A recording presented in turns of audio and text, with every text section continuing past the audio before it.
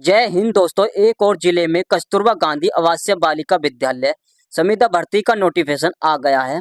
इस वीडियो के माध्यम से जानेंगे कि कस्तूरबा गांधी आवासीय विद्यालय के लिए क्या योग्यता रहेगी और सैलरी क्या रहने वाली है, फॉर्म कैसे भरना है और लास्ट डेट क्या रहने वाली है और सारी प्रक्रिया के बारे में जानेंगे। और दोस्तों, चैनल पर नए हो तो चैनल को सब्सक्राइब और बेल आइकन बटन दबा देना, जिससे कि आने वाली वीडियो की आपको इन्फॉर्मेशन मिलती रहे। अब डिटेल में इसका नोटिफिकेशन देख लेते हैं। आपको गूगल ब्राउजर पर आ जाना है और आपको यहाँ पर टाइप करना है priyangraj.nice.in वैकेंसी।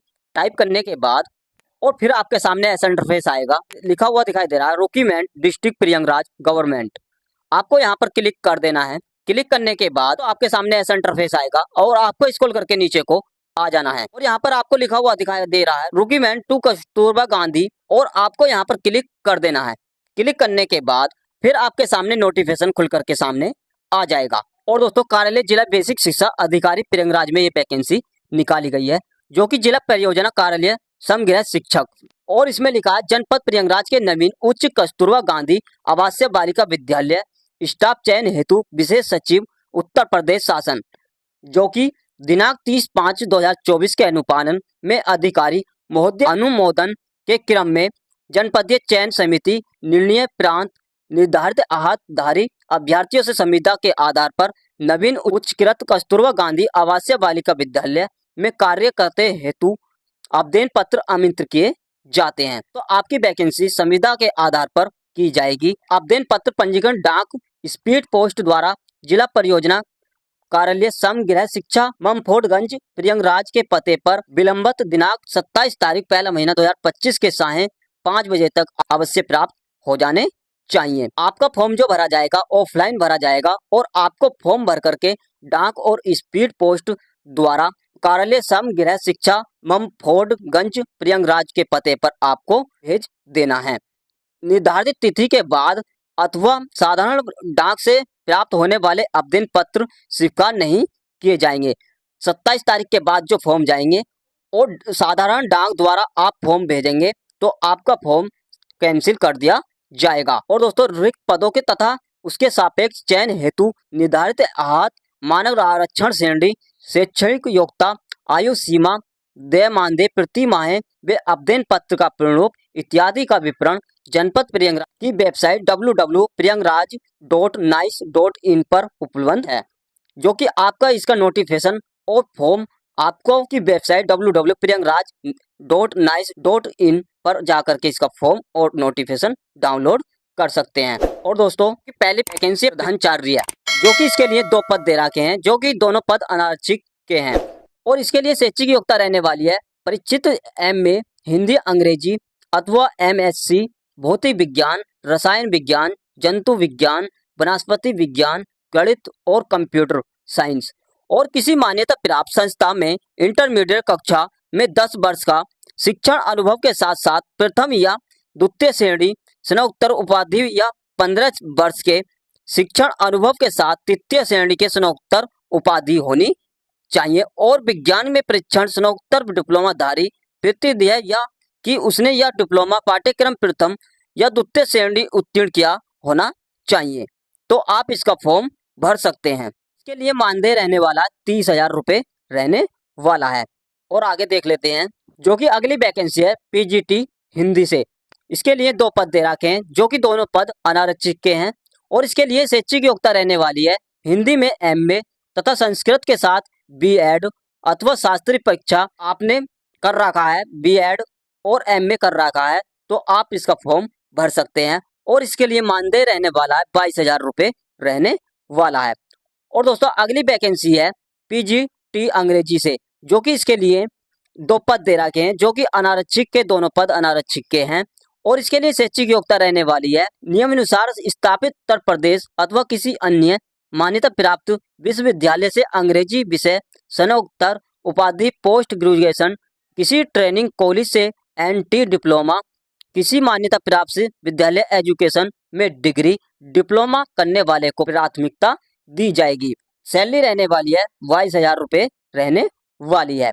और अगली वैकेंसी है PGT गणित से, जो कि इसके लिए पद दे रखे हैं 2 हैं, जो कि दोनों पद अनारक्षित के हैं। इसके लिए शैक्षिक योग्यता रहने वाली है MA अथवा MSc गणित से होना चाहिए और गणित में त्रिविमीय पाठ्यक्रम सहित B.Ed है, BSc है, तो आप इसका फॉर्म भर सकते हैं। इसके लिए सैलरी रहने वाली है 22,000 रुपये रहने वाली है। और अगली वैकेंसी है PGT जीव विज्ञान से, जो कि इसके लिए 2 पद दे रखे हैं और दोनों पद अनारक्षित के हैं।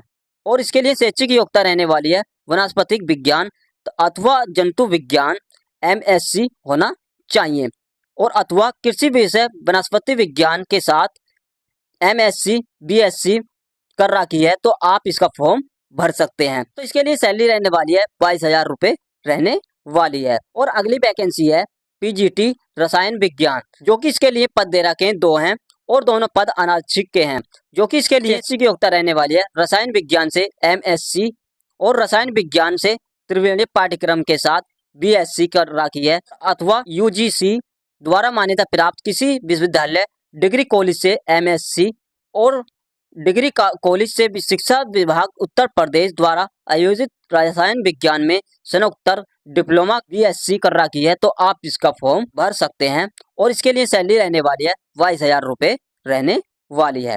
और दोस्तों अगली वैकेंसी है जो कि PGT भौतिक विज्ञान से, इसके लिए 2 पद दे रखे हैं, जो कि दोनों पद अनारक्षित के हैं और इसके लिए शैक्षिक योग्यता रहने वाली है MSc भौतिक शास्त्र अथवा किसी विश्वविद्यालय या डिग्री कॉलेज में शिक्षा विभाग उत्तर प्रदेश द्वारा आयोजित भौतिक विज्ञान से हो, तो आप इसका फॉर्म भर सकते हैं। इसके लिए सैलरी रहने वाली है 22,000 रुपये रहने वाली है।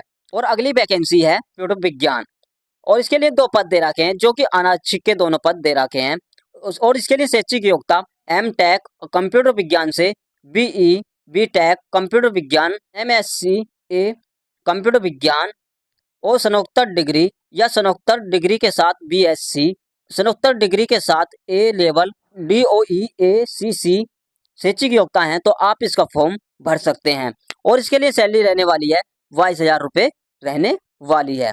लेफ्ट असिस्टेंट की, जो कि इसके लिए 6 पद दे रखे हैं, जो कि 4 पद अनारक्षित के हैं और 1 पद अन्य पिछड़ा वर्ग का है और 1 पद अनुसूचित जनजाति का पद दे रखा है। और इसके लिए शैक्षिक योग्यता हाई स्कूल विज्ञान से वर्ग से एवं लेबोरेटरी टेक्निक डिप्लोमा होना चाहिए आपके पास और आपके पास इंटरमीडिएट विज्ञान वर्ग के साथ होना चाहिए, तो आप इसका फॉर्म भर सकते हैं और इसके लिए सैलरी रहने वाली है 7,147 रुपये रहने वाली है।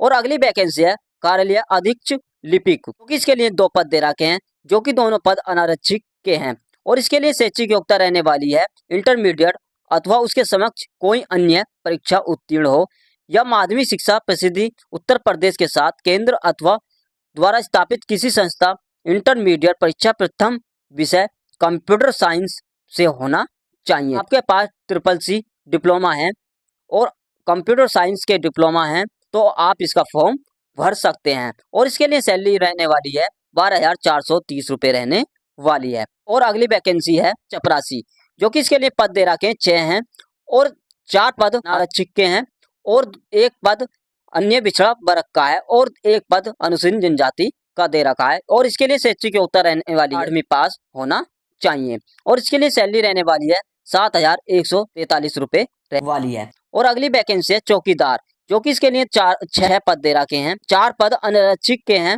और 1 पद पिछड़ा वर्ग का है और 1 पद अनुसूचित जनजाति का है, जो कि इसके लिए भी शैक्षिक योग्यता 8वीं पास होना चाहिए और इसके लिए भी सैलरी रहने वाली है 7,147 रुपये रहने वाली है।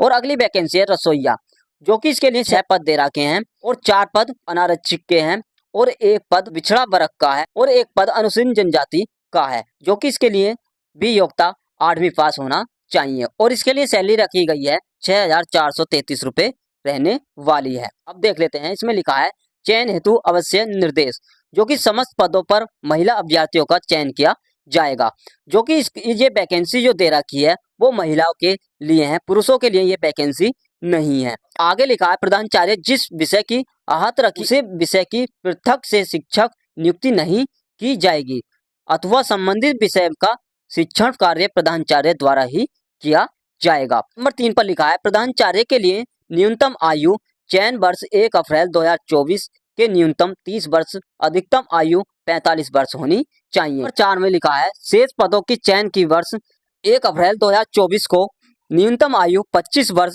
एवं अधिकतम आयु 45 वर्ष होनी चाहिए। तो इन निर्देशों को आप अच्छी तरह से पढ़ लेना और इसका नोटिफिकेशन अच्छी तरह से पढ़ लेना। ये 7 पेज का नोटिफिकेशन है। मैं आपको इम्पोर्टेंट बता रहा हूँ। मैं आपको इसका फॉर्म भर के दिखा रहा हूँ कि आपको कैसे इसका फॉर्म भरना है। और आवेदन पत्र का प्रारूप, यहाँ पर आपको अपने जनपद का नाम लिख देना है और यहाँ पर आपको आवेदन का नाम लिख देना है कौन से पर आप आवेदन करना चाह रहे हैं और आवेदनित विषय, आप उस विषय का नाम लिख देना जिससे आपने डिग्री और डिप्लोमा कर रखे हैं, उस विषय का नाम लिख देना है। और अभ्यर्थी का नाम लिख देना है हिंदी में और अंग्रेजी कैपिटल अक्षरों में, बड़े अक्षरों में आपको यहाँ पर नाम लिख देना है। और यहाँ पर आपको पिता का नाम हिंदी में लिख देना है, या पति हैं तो आप यहाँ पर उनका नाम लिख देना है। और यहाँ पर आपको एक पासपोर्ट साइज फोटो लगा देना है और यहाँ पर आपको जन्म डेट ऑफ बर्थ लिख देनी है। यहाँ पर आपको अपनी डेट ऑफ बर्थ शब्दों में लिख देनी है और यहाँ पर आपको अपनी आयु दिन और माह और वर्ष में लिख देनी है। यहाँ पर आपको मोहल्ला, ग्राम का पता, वार्ड लिख देना है। यहाँ पर आपको अपनी पोस्ट लिख देनी है और यहाँ पर आपको जनपद लिख देना है और यहाँ पर आपको पिन कोड लिख देना है। यहाँ पर आपको पात्र व्यवहारिक पता लिख देना है पर कहाँ के रहने वाले हो और यहाँ पर आपको एक मोबाइल नंबर लिख देना है। और आगे देख लेते हैं। यहाँ पर अपनी कास्ट लिख देनी है। यहाँ पर आपको अपनी जाति का प्रमाण पत्र का आवेदन नंबर लिख देना है और यहाँ पर आपको शैक्षिक योग्यता लिख देनी है और यहाँ पर अपना नाम और अपने पिता का नाम या पति का नाम लिख देना है और यहाँ पर आपको अपने हस्ताक्षर कर देने हैं और यहाँ पर आपको दिनांक डाल देनी है जिस दिन आपने फॉर्म भरा है और यहाँ पर अपना स्थान डाल देना है। फॉर्म भरने के बाद फिर आपको सारे डॉक्यूमेंट लगा करके आपको इस पते पर पंजीकरण डाक स्पीड पोस्ट द्वारा जिला परियोजना कार्यालय समग्र शिक्षा ममफोर्डगंज प्रयागराज, ये फॉर्म 27 तारीख 1 महीना 2025 तक 5:30 बजे तक आपको फॉर्म भेज देना है। और जैसे ही और जिले में कस्तूरबा गांधी आवासीय विद्यालय का नोटिफिकेशन आता है मैं आपको वीडियो के माध्यम से बता दूंगा। और जब तक के लिए जय हिंद, जय भारत।